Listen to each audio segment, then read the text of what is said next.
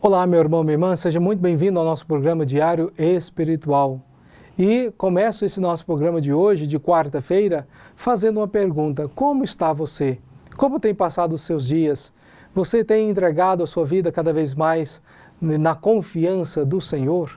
Se ainda não fez, é de suma importância que você faça isso, que com certeza a sua vida vai cada vez mais melhorar. Você vai ser uma pessoa assim, mais feliz, mais realizada, se você toma a sua cruz com alegria e segue os passos do Senhor. Nós estamos nesse mês de agosto vivendo o mês vocacional aqui no nosso país. Todos os anos, no mês de agosto, a igreja nos chama a refletirmos sobre as vocações. E hoje, quarta-feira, é o dia da catequese aqui no nosso programa. Nesse terceiro final de semana que nós vamos celebrar no próximo domingo, no próximo final de semana, é o domingo que nós rezamos pela vocação dos religiosos. Mas então a catequese de hoje vai assim trazer a cada um de nós talvez uma dúvida que você tenha aí na sua cabeça, no seu coração, e não teve ninguém para responder, que é qual é a diferença entre um sacerdote diocesano e um sacerdote religioso. Então, a catequese de hoje vai ser então para responder esse tema, essa dúvida que talvez você tenha aí.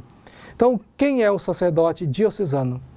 O sacerdote diocesano é aquele que faz parte, que está incardinado, que pertence a uma diocese. Ou seja, todo o seu campo de ação, ele gira em torno de uma diocese. Por exemplo, a diocese de Jataí, ela comporta mais ou menos umas 25 paróquias. Então, o padre diocesano, ele só vai se locomover nesse período, nesse território ali. A sua obediência primeira deve ser ao bispo da diocese. Depois de terminar os seus estudos, ele é ordenado, começa a sua missão. E então, esta é, assim, a missão do sacerdote diocesano. Já o sacerdote religioso, e nesse religioso nós podemos, assim, colocar em dois ramos. Então, existe os religiosos, de fato, que a gente conhece como irmãos, pessoas consagradas, e também os sacerdotes religiosos. A diferença entre diocesano e o sacerdote religioso e os próprios religiosos irmãos consagrados é que o campo de missão deles não fica restrito apenas na diocese, mas onde eles tiverem casa para assim cumprir a sua missão. Então, se eles têm casa em muitos lugares do mundo, então se o superior achar que ele tem o carisma, que ele tem a missão para trabalhar em outro lugar, em outro estado, em outro país, então ele pode sim ser enviado a trabalhar lá.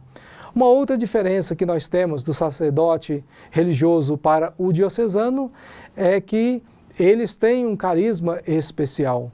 Então, ou seja, dependendo do fundador, eles têm um carisma, o qual eles precisam viver essa espiritualidade, mas sem deixar também de viver as funções de um sacerdote, que é celebrar, atender confissões.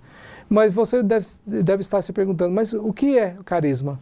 Carisma é o campo de ação de cada congregação que deve agir.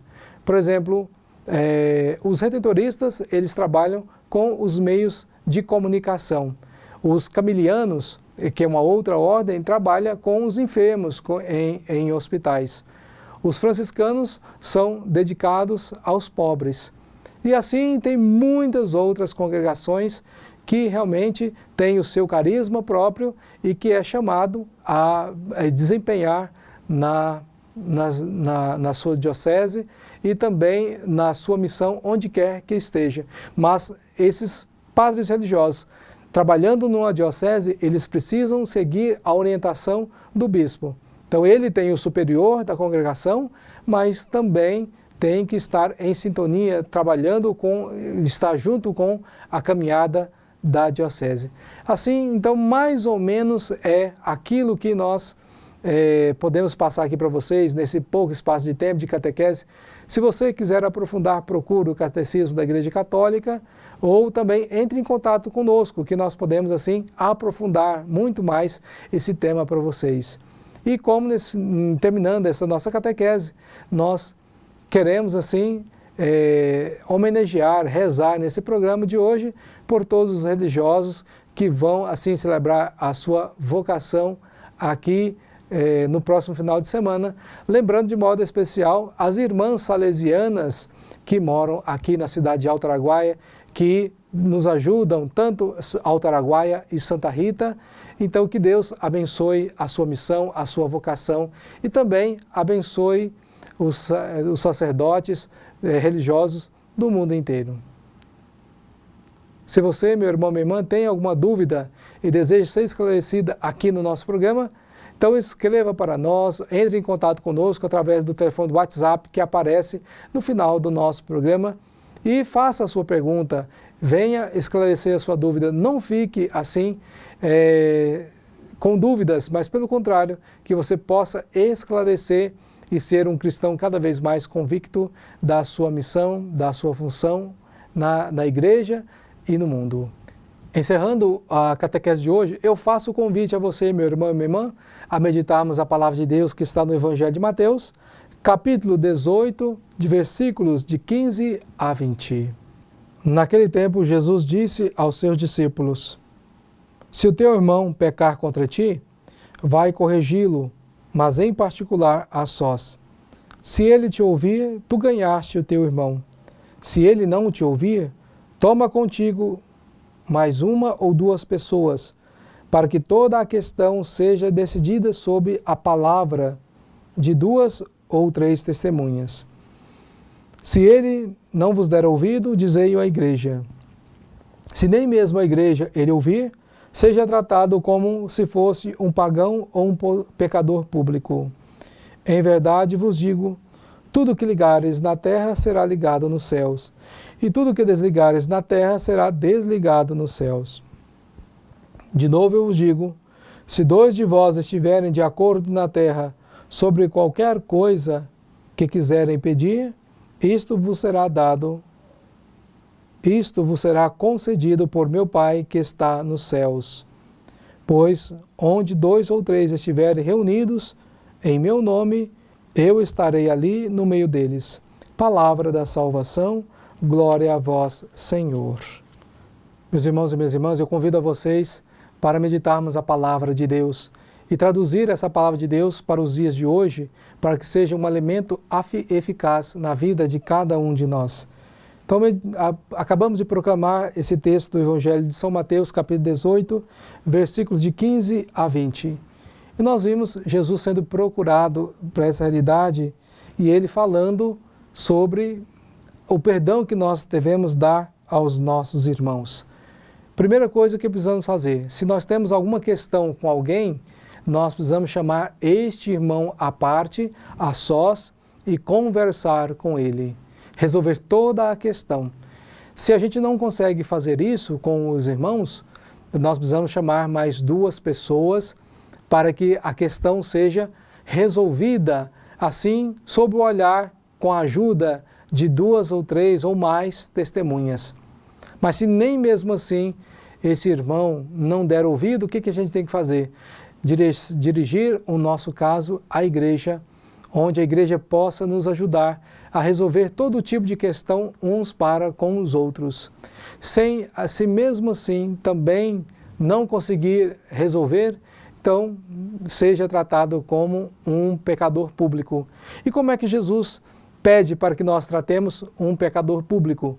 Que a gente continue a tentar e a rezar por essa pessoa, para que o quanto antes possamos voltar a ter a amizade, a ter a comunhão com esse irmão, com esta irmã. Mas também nós podemos pensar o que essa passagem pode dizer a cada um de nós. Muitas das vezes nós ferimos ou somos feridos por aquelas pessoas que nós mais amamos.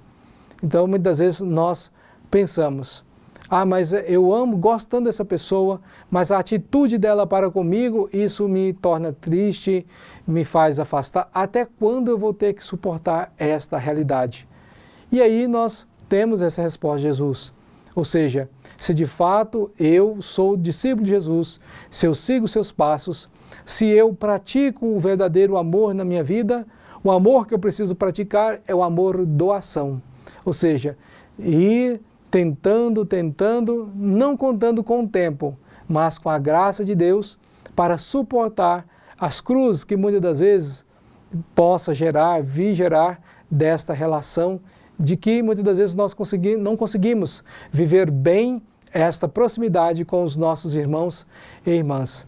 Então, ou seja, o que nós precisamos crescer é verdadeiramente no amor doação, porque nós podemos encontrar o amor que o mundo pede que nós vivamos, que é o amor prazer, que é o amor light, ou seja, se eu não me dei bem com a pessoa, ou se eu não cultivei o amor, então eu posso deixar para lá, não preciso mais esquentar a cabeça, ou eu posso arrumar um outro amor, porque aquele já passou.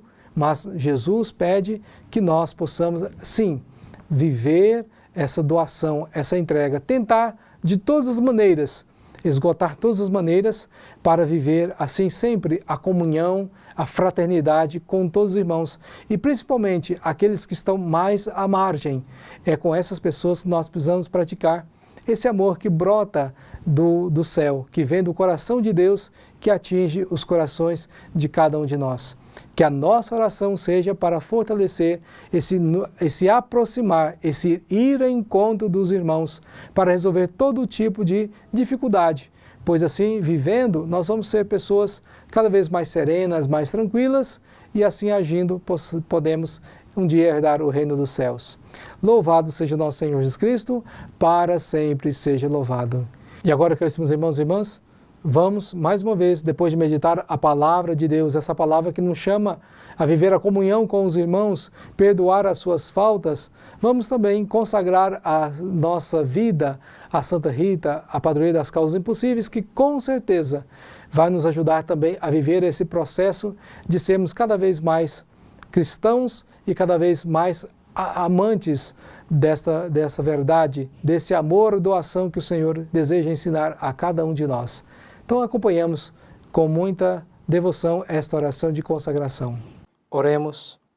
Ó poderosa Santa Rita, a quem Deus constituiu auxiliadora dos cristãos, nós vos escolhemos como senhora e protetora desta cidade, desta família, dessa região.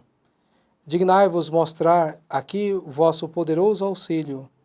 Preservai esta casa, cidade, região, de todo o perigo, do incêndio, da inundação, dos raios, da tempestade, dos ladrões, dos malfeitores, da guerra e de todas as outras calamidades que conheceis. Abençoai e protegei, defendei e guardai como coisa vossa as pessoas que vivem nesta casa, cidade ou região. Sobretudo, concedei-lhes a graça mais importante, a amizade com Deus, evitando o pecado. Dai-lhes a fé que tivesses na palavra de Deus e o amor com que nutristes para com o vosso Salvador Jesus Cristo e para com todos aqueles pelos quais Ele morreu na cruz. Gloriosa Santa Rita, rogai por todos que moram nesta casa, cidade, região, que vos foi consagrada. Amém. Meus irmãos e minhas irmãs, eu espero que você tenha preparado já o seu copo com água e agora aqui no nosso programa nós temos a alegria de abençoar, de levar a graça de Deus até a sua casa, que você, ao usar essa água, possa recordar que Deus deu esse instrumento para nos ajudar a purificar as nossas impurezas, seja físicas e principalmente espirituais, que também, através dessa água, desse banho da regeneração espiritual, nos recorde que nós precisamos viver um compromisso cada vez mais sincero com o nosso Deus. Acompanhem com muita fé essa oração de bênção da água. Senhor Deus Todo-Poderoso, fonte e origem de toda a vida, abençoai esta água que vamos usar, confiantes para implorar o perdão de nossos pecados e para alcançar a proteção da vossa graça contra toda doença e cilada do inimigo. Concedei, ó Deus, que por vossa misericórdia jorrem sempre para nós as águas da salvação, para que possamos nos aproximar de vós com o coração puro e evitar todo o perigo do corpo e da alma, por Cristo nosso Senhor. Amém.